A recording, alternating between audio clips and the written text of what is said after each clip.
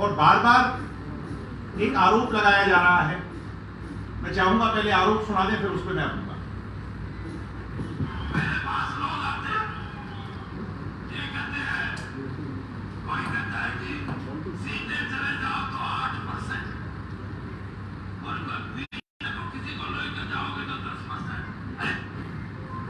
और विशेष तौर पर कल एक रैली के अंदर ये बात कही गई, हमारी खामोशी को हमारी कमजोरी ना समझे। 8%, 10%, कभी धान घोटाला, कभी ये दूसरा आपका शराब घोटाला, कभी तहसीलदार घोटाला, कभी कोई और घोटाला,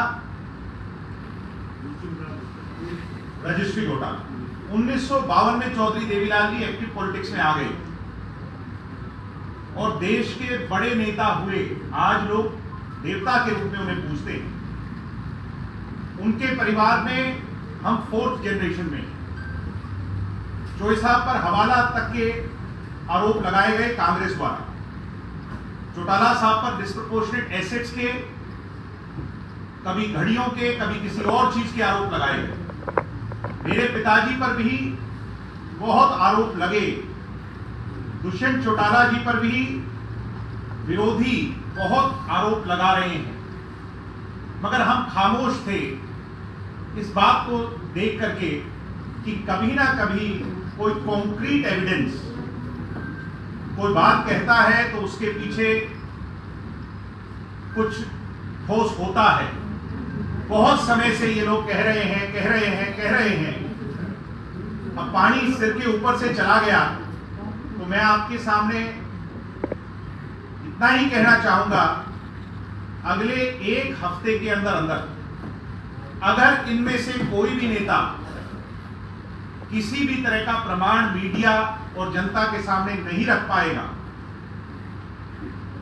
तो हम सब पार्टी के लोग, हमारे नेता भाई दुष्यंत सिंह चौटाला जी से और पार्टी के राष्ट्रीय अध्यक्ष डॉक्टर अजय सिंह चौटाला जी से इस बात के लिए कहेंगे, अपील करेंगे कि ऐसे लोगों के खिलाफ हमें अदालत का दरवाजा खटखटाना चाहिए। ऐसे लोगों के खिलाफ मानहानि का मुकदमा चलना चाहिए। लोग उन बातों को भूले नहीं होंगे। जाट आरक्षण के अंदर दुष्यंत जी को और मुझे स्वयं बदनाम करने के लिए कुछ लोगों ने इसी तरह की बात कही थी और उसके पश्चात गिड़गिड़ाना पड़ा था, माफी मांगनी पड़ी थी। इन लोगों का हश्र भी ऐसा ही होने जा रहा है भविष्य के अंदर। ये इस तरह की बात कर जनता को गुमराह करने वाले लोग, बरगनाने वाले लोग, हमारे विरोधी, या तो बाज आ जाएं या आपके सामने एविडेंस रखें, प्रूफ रखें। कभी हिसार के एयरपोर्ट के बाहर जमीन की बात करते हैं, कभी कोई और करते हैं। नाम बता दो सर, कौन से नेता? इसमें वीरेंद्र सिंह जी ने तो कल कहा ही है, और इसके अलहदा इंडियन नेशनल लोकदल के अन्य नेता हैं। अगर ये बात नहीं आते हैं तो फिर अदालत में मुलाकात होगी। अदालत में इस संघर्ष को लड़ेंगे, बड़ी मजबूती से लड़ेंगे और इतिहास अपने आप को दोहराएगा। पहले भी न्याय हुआ, उन लोगों को गलत प्रूफ किया और भविष्य में भी ऐसा होगा, बड़े विश्वास और भरोसे से। एक सप्ताह कह रहे थे आप, एक सप्ताह के अंदर ये 3 नेता हैं। नेता अनेक हैं, मगर मैं इंगित करता हूँ। एक तो नाम बार बोलता हूँ, एक तो नाम वो बोलते हैं, एक एवं सिंह। सर जो भी नेता हैं हमारे पास, मैं सिर्फ आपको सर एक मिनट रिक्वेस्ट कर रहा हूँ, जो भी नेता हैं उनके सारे रिकॉर्ड्स हमारे पास जो कि त्यों हैं। एक एक कही हुई लाइन वो हमें अदरवाइज ना समझे। ये पढ़ी लिखी पार्टी है, समझदार लोगों की पार्टी है और हमारा लीगल सेल बहुत मजबूत है। हर चीज पर बारीकी से हम नजर रख रहे हैं। या तो एक हफ्ते के अंदर जनता के सामने एविडेंस रखें, गुमराह ना करें, अन्यथा कोर्ट में मुलाकात होगी और कोर्ट, मुझे उम्मीद है माननीय अदालत ऐसे लोगों की जमा पर पक्का परमानेंट ताला लगाएगा, फेविकोल के जोड़। इसमें मेंशन कौन किया आपने? मैं अब बड़ी लंबी फहरिस्त उनको किसको वक्त दिया 1 सप्ताह का उन्हें पता तो चल जाए। इसमें अपना नाम लेते जाते हैं, आप काटते जाना था। भूपेंद्र सिंह हुड्डा, निश्चित तौर पर भूपेंद्र हुड्डा जी ने भी कही है, दीपेंद्र हुड्डा ने भी कही है, वीरेंद्र सिंह अभय चौटाला जी ने भी कही है, उनके सुपुत्र ने भी कही है, मेरे छोटे भाई ने, और कल वीरेंद्र सिंह जी। 5 लोग हो गए। भाई लोग और भी हैं, प्रहलाद कुंडू हैं कि जयप्रकाश जी ने भी कही है, बलराज कुंडू ने भी कही होगी। सभी आगे सर।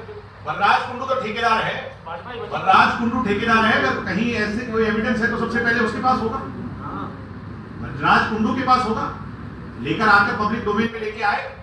मेरा खुला चैलेंज है ऐसे लोग।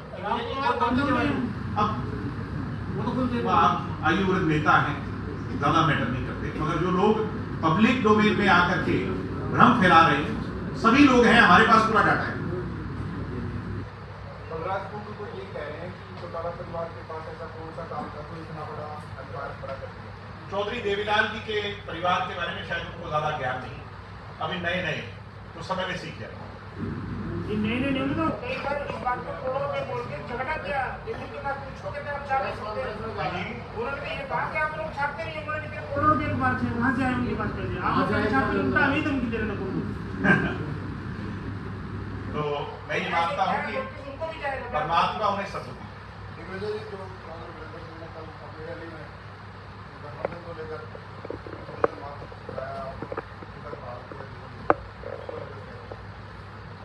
भारतीय जनता पार्टी का मैटर है, हमारा तो मैटर नहीं।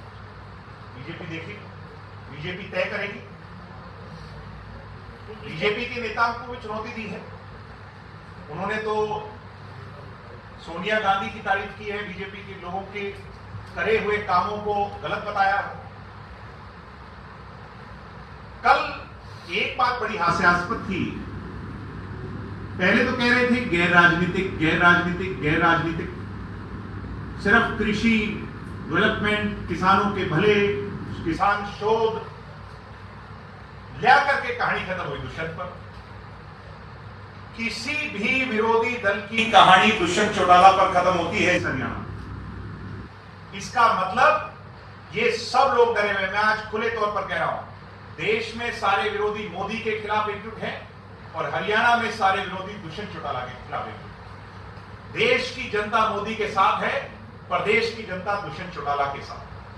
एक सवाल, आपने राजस्थान में बहुत सारे एक्टिविटी बढ़ाई है, क्या वहाँ इलेक्शन लड़नी पड़ेगी आपको? निश्चित तौर पर बीजेपी के साथ या अलग? हम एनडीए का हिस्सा हैं, पहला प्रयास यही है कि मिलजुल खाटू श्याम जी और लोगों को ये पता नहीं था और उनको रैली मिल जाएगा। खाटू श्याम जी और बालाजी के दर्शन करवाने का सौभाग्य तो बिरले को मिलता है।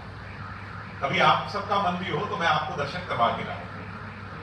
ये लोग, जो लोग मेरे पर इस तरह की आरोप लगा रहे हैं, क्योंकि रैली प्रभारी मैं था, ये खाटू श्याम जी और बालाजी के चरणों में वहां लमलेट होते हैं हर 15वें दिन, मगर इनको सौभाग्य नहीं, बालाजी का आशीर्वाद नहीं है इन पर कि इन लोगों को भी ले जाए। मैं तो लोगों को यहां भी ले जाता हूं, हमारी सिख बेल्ट के लोग हैं उनको गुरुद्वारों में भी ले जाने का प्रयास करता हूं।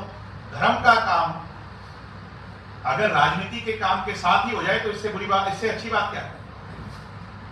इसमें क्या बुराई है? आप जो ये बात कह रहे हैं, एक तो आप मानते हैं, जो आरोप उन्होंने लगाया मानते हैं, एक और इसमें बड़ी बात ये थी, हालांकि दिलबाग ये सोचने का नजरिया है कि अगर मैंने किसी मेरी माता बहन से कहा कि चोई साहब की रैली है, जिनको हम देवता की तरह पूजते थे, सीकर जाएंगे ही, 30 किलोमीटर दूर सालासर जी है, सालासर जी भी जाएंगे और सीकर भी आ जाएंगे, तो इसमें क्या बुरा है? भाई साहब एक और बड़ा, एक सुनो ना, ये अभय चौटाला जी ने प्रेस कॉन्फ्रेंस करी थी, उसमें कहा कि 1,000 रुपए लिया गया। ये आखिरी बात इन्होंने एक दिलबाग सिंह मैन ने हालांकि खंडन किया था इस बात का। एक मूवी आई थी वेलकम, उसमें नाना पाटेकर, तो वो कहते हैं जलता है मन, तो मैं इतना ही करा। अब कोई किसी की रैली को देख के जले तो हम क्या कह सकते हैं भाई? आप मुझे एक बात बताओ, देखो सारी तोड़ तो हम करते हैं, आप चंडीगढ़ में बैठे हो, आप मुझे अपना प्यार सदैव देते हो और मेरे परिवार को भी आपका प्यार मिलता है। पत्रकार, आपके बच्चे, हम तो आपके बच्चे ही हैं, अगर राजस्थान में जाके हरियाणा वालों की डंका बजा रहे हैं, अरे क्या बुराई है भाई, पत्रकार आपका आशीर्वाद तो हमें और मिलेगा। आप इन लोगों को कहने दो। मैंने क्या कहा, कुछ लोगों ने मेरे से पूछा कि कैथल में भी रैली हो रही है, मैंने कहा कैथल भी जाना चाहिए। चोए साहब का बुत जहां लगे, स्टैच्यू लगे, फोटो लगे, उनका जन्मदिन बनाए, कांग्रेसी बनाए, उनके भी जाना चाहिए। केरला में बनाए तो भी जाना चाहिए, अमेरिका में बनाए तो एनआरआई कोई है भाई, उसको भी जाना चाहिए। अरे चोए साहब के जन्म दिवस पर जाने के लिए ओछी राजनीति करते हो, ये कितनी गलत बात है। और सीकर में लाखों लोग एकजुट हुए, चोए साहब की आत्मा तो गदगद हुई होगी, अगर साथ में बालाजी के दर्शन हो गए। दिग्विजय जी, जो कल की जो रैली थी ना, आपने जो क्वेश्चन कहा, आता जवाब दिए कि बीजेपी को तय करना है, बीजेपी को ये तय करना है कि जेजेपी के साथ है, जेजेपी को कुछ भी तय करना है। जननायक जनता पार्टी अपने असूलों सिद्धांतों के प्रति प्रतिबद्ध है। भारतीय जनता पार्टी के साथ मिनिमम कॉमन प्रोग्राम के सभी मूल्यों को पूरा करने के लिए लगी हुई है। हमारे देश के नेता माननीय मोदी जी, अमित शाह जी, डॉक्टर अजय सिंह जी, जेपी नड्डा जी और दुष्यंत चौटाला जी के बीच की बात, उनके बीच की बात होगी, ये इन लोगों ने तय करना, पहले भी तय किया और एनडीए को हम मजबूत करेंगे। देश में मोदी का विकल्प नहीं है, देश में मोदी जी को अगली बार, तीसरी बार प्रधानमंत्री बनाना ही देश को मजबूत करना होगा। और हरियाणा प्रदेश का मुख्यमंत्री दुष्यंत चौटाला को हरियाणा के लाखों करोड़ों लोग देखना चाहते हैं, उसके लिए हम अपने कदम मजबूती से और बड़ी सटीकता से आगे बढ़ा रहे हैं। उम्मीद है कि हरियाणा की जनता का आशीर्वाद हमारे को जरूर। दिग्विजय जी, चौधरी वीरेंद्र सिंह ये कह रहे हैं कि जेजेपी और बीजेपी का गठबंधन अगर जारी रहा तो बीजेपी छोड़ दें। हम ना तो उनसे पूछ के गठबंधन किया होगा, क्योंकि इतना तो मैं कह सकता हूं बड़ी गारंटी से, जब गठबंधन हुआ होगा तो ये मैं कह रहा हूं जी, उनसे पूछ के नहीं हुआ, और जिनने किया था उसमें वो शामिल नहीं रहेगा। कैसे रहेगा, कल को क्या होगा, ये फैसला भी मेरे हिसाब से तो उनसे पूछ के नहीं होगा। मेरा सवाल ये नहीं था, मेरा सवाल है क्या जेजेपी बीजेपी के साथ ही रहना चाहती है, जेजेपी ही रहना चाहती है, मेरा सवाल ये है। वो फैसला वो करेंगे, आप अपना नहीं रखना। हम अपने पहले काम पूरे करना चाहते हैं, जो 1 साल बचा है उसमें, और उन कामों के आधार पर पार्टी को आगे बढ़ाना चाहते हैं। हम एनडीए का हिस्सा हैं और बड़ी मजबूती से। चौधरी वीरेंद्र दबाव की राजनीति कर रहे हैं। अब ये तो सर वो बताएंगे, मैं कैसे बताऊं। आपके नाम पे कर रहे हैं, आपके नाम पे हो रही है, आप भी पॉलिटिकल आदमी है, आपको क्या उचाना के अंदर निश्चित तौर पर दुष्यंत चौटाला की लोकप्रियता बहुत ज्यादा है। पिछली दफे 50,000 के मार्जिन से जीते थे। अब एक तो देखने की बात है कि उचाना के अंदर सब एकजुट हो रहे हैं, जितनी भी पार्टियां हैं, हुड्डा जी से लेकर उनके बेटा जी से लेकर वीरेंद्र सिंह जी से लेकर इनेलो से लेकर एक्स इनेलो से लेकर जितने भी लोग हैं और निर्दलियों से लेकर सब आज जाकर के एक सपना सजो लिया कि दुष्यंत चौटाला को किसी तरह उनकी राजनीति को यही खत्म किया जाए, उनको कमजोर किया जाए। और इस देश की जनता बहुत बलवान है, उचाना की जनता महान है, वो इन तमाम चीजों को बड़ी बारीकी से देख रही है और इस पर करारा हथौड़ा और जवाब देने का काम आने वाले इलेक्शन में करेगी। ये चाहे सारे देश के नेता एकजुट हो जाइए, दुष्यंत चौटाला को उचाना में नहीं रोक सकते। वहां की जनता का आशीर्वाद दुष्यंत जी के साथ। जो चौधरी वीरेंद्र सिंह की बात में एक स्टेटमेंट और दिया कि बीजेपी को लगता है कि जेजेपी में वोट दिलवा देगी, तो ऐसा नहीं है। और इसी संदर्भ में उन्होंने कहा था कि भ्रष्टाचार हो रहा है उनके। हम 50,000 से इलेक्शन जीते हुए हैं भाई उस सीट पर।